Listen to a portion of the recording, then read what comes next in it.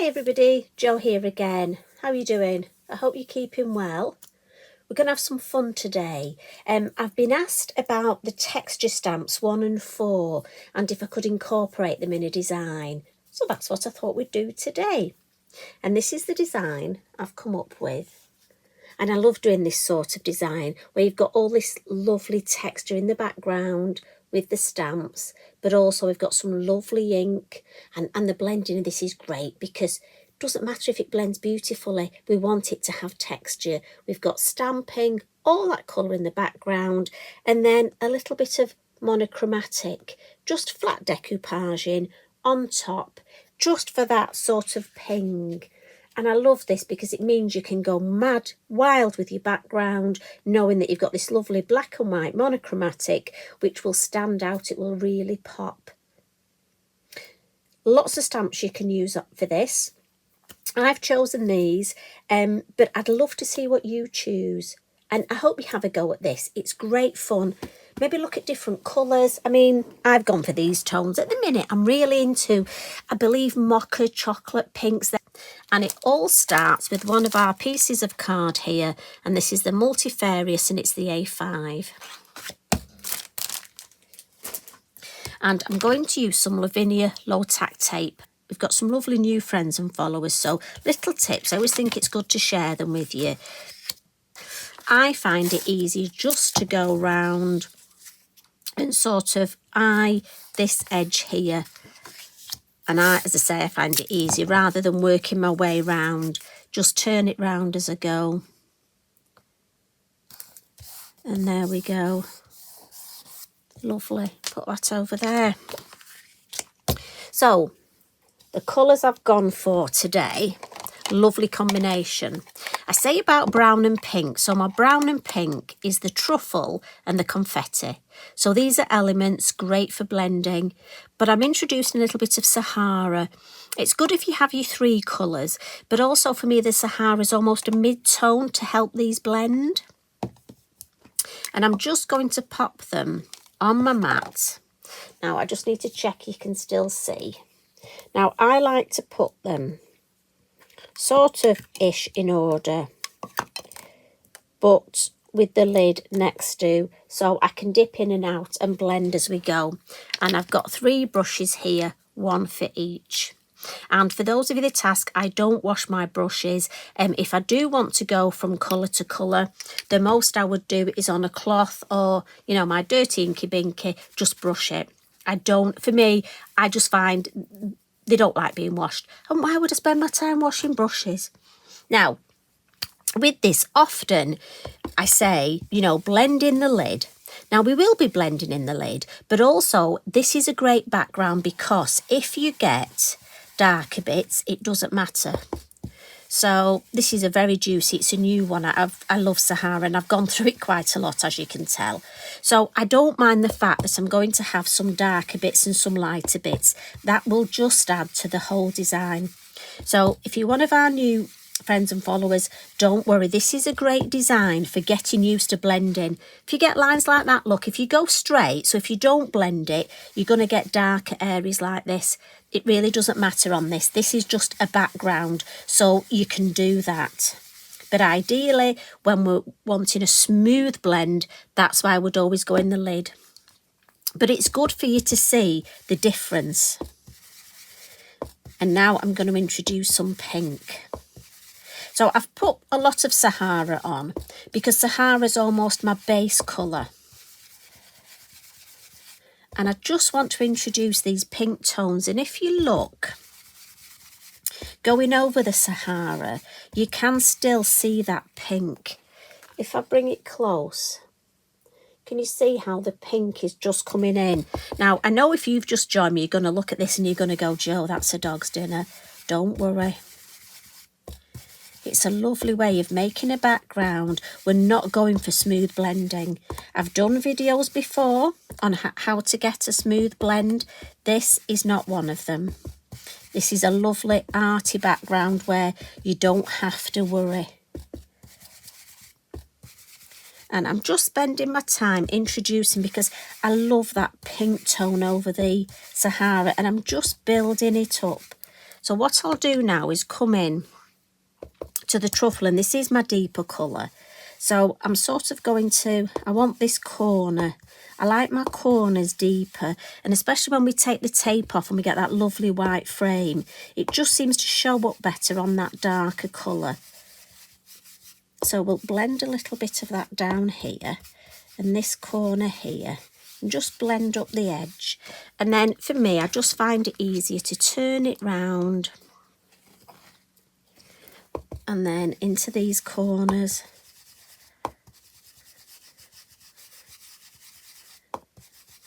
Just blend that lovely deep.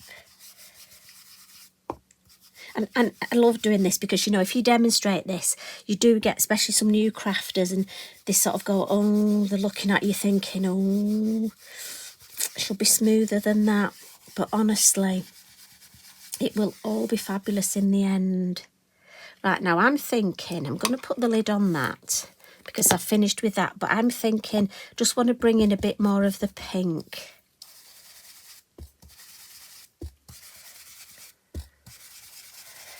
And just blending that in here. I just think I could have a bit more.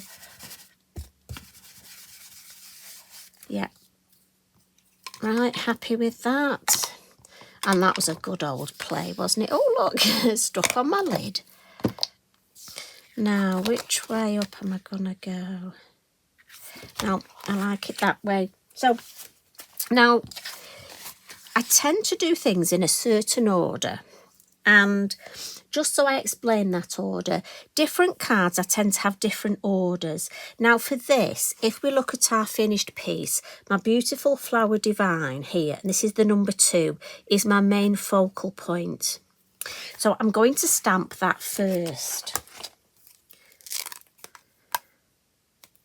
And I'm just going to use my black, my VersaFine Clair. Now, I am going to overstamp this, but because I'm decoupaging it, that's fine. And sometimes I almost work a bit back to front, but I have reasons for that. So as this is going to be my focal point, I can decide now how high, and I'm going to have it sort of there.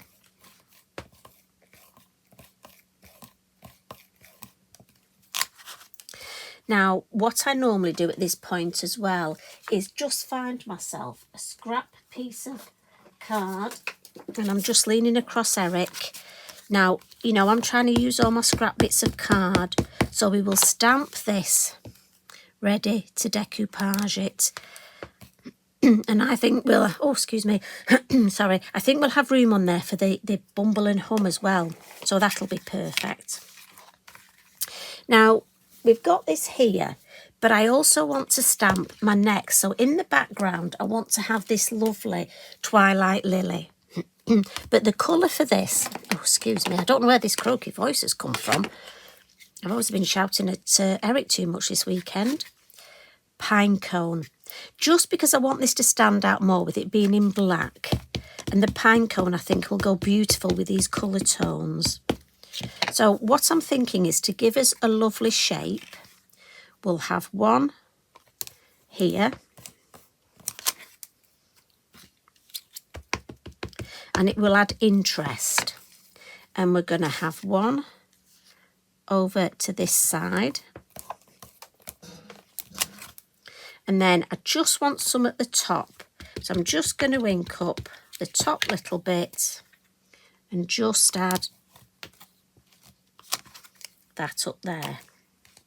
Now, as I say, I know you might think it's slightly muddy in this, but remember, we're going to cut that out. So that gives me a lovely shape.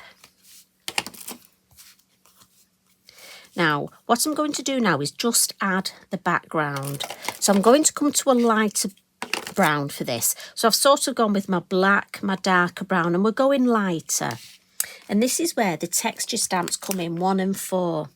Now, I've got to be honest, I've written the number on the back because you know me, if I put the wrong one on the wrong acetate, I'm likely to tell you wrong. So I've written these, and I couldn't decide between these because I love 1. It's more like the honeycomb, but then I like 4. It's like a bigger, almost crazy paving honeycomb. And I'm going to do these without putting them on a block. I sort of call it organic stamping, just because I'm not using a block. I'm just picking it up, and I'm just going to sort of pick the middle area, and we'll pop one there. And you see, doing it like this, you don't get harsh edges, harsh lines, and you get an unusual shape. And again, you can even add some second generation. And I don't want to overcook this.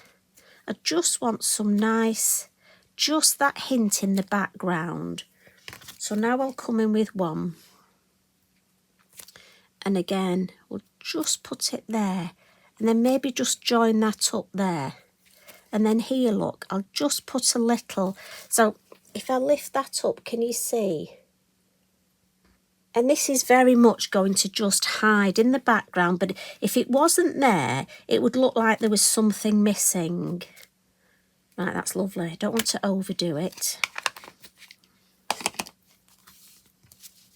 So just before, I am going to add some water splats, but I'm going to do all my stamping first. So in with Bumble and Hum, our two lovely bumblebees. I adore these. So I'm going to pop one. Just don't ask me which one's which. One there, and again, we've got our lovely piece of scrap card here. So we'll stamp him on there.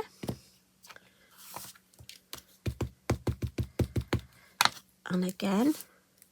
And I just find it's always useful to stamp all your bits at the same time. As I say, I think this would look lovely in various colour tones. I think we'll just go a bit lower down here. I mean, you could almost do this sort of spring, summer, autumn, winter. Make some notelets for a friend. Even using the same flowers, just different colour tones. I know you're often looking for ideas, so I think something like that would be lovely.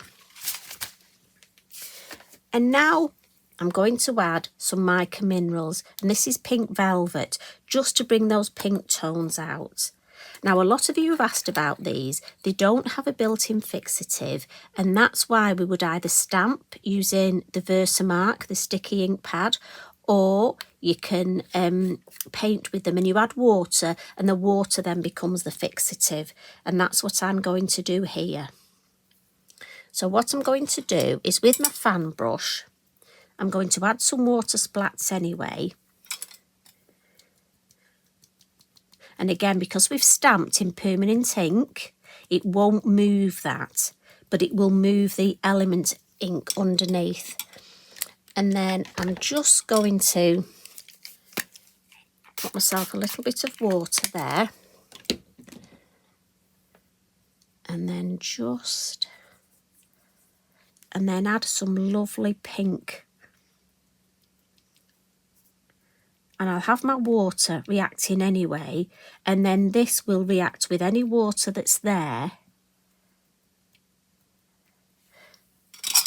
What I love is when I clean my brush in my water pot, then everything, if I use this water, everything will sort of have that lovely sheen to it.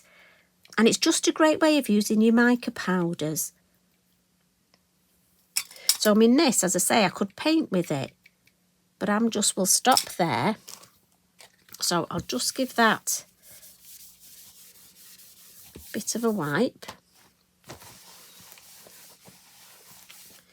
Now, while this dries, because I like things to dry naturally, I would cut these out. And I've got to be honest, I need to show you. So I tend to stamp any little scrap I've got while I'm stamping to do my decoupaging, I stamp extra. So that I've always got them there ready. But you don't need to watch me cut out. And this is a lovely shape to cut out because you don't need to cut all these extra bits because you've stamped them.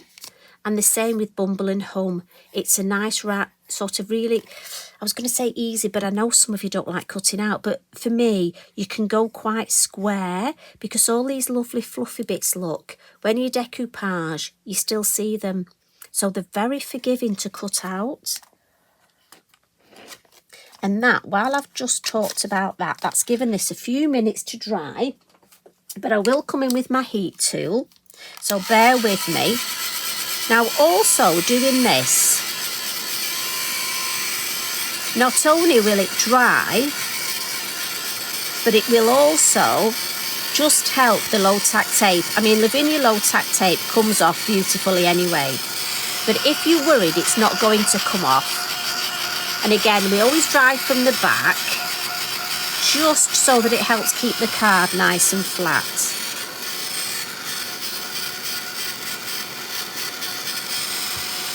I just want to check this is all nice and dry. And as I say, our tape now, look, it just lifts up beautifully. And I love this. I love that white frame, the way it looks. And it's important. I just want to bring this to show you. So remember that thick area that we had here. And look, for me, that blending, it just looks, well, I think it looks gorgeous. And it doesn't matter that we had a thicker area. So, you know, if you came in at this point, you wouldn't believe when you go back and look. And at that point, when I say to you, I know it looks like a dog's dinner. I just love this. It's one of my favourite designs. Now, I want to add a little bit of shade. So the Zig Clean colour, and this is number 901 Grey Tint. And I just want to come in and under Bumble and Hum. Now, I could use a pastel pencils, but I just find this works really well. I don't want a definite sort of over black area. I just want that hint that there's shading here. And it will just help emphasise when we glue our decoupage on that black and white. So what I'm going to do is I've got my, as I say, you don't need to watch me cut out. I've cut them out ready. Bippity boppity glue. And these we are going to glue flat. Now remember, you do have a bit of wiggle time. Oh look, I've got some on my nail. We don't want to glue that anywhere, do we? So, and the wings are very useful for just holding. And again, just give them a bit of a wiggle. Bit of wiggle time. We like a bit of wiggle time. And then this one, just put a little bit down. And I tend, just let me put the lid on this, really important, make sure you put the lid on straight away. And I tend to just hold it, look, and then just use my finger and just sort of drag that glue to the ends there. And then quick wipe of that. Turn that over. And again, just that little bit of wiggle time. Now remember, if any of your glue does seep out, it does dry clear. So again, you've got that extra little bit of insurance there. It's a bit there. I'm just going to wipe it. That's where my nails come in handy, look. And you can just rearrange these end bits. Just, yeah, I'm happy with that. That's all.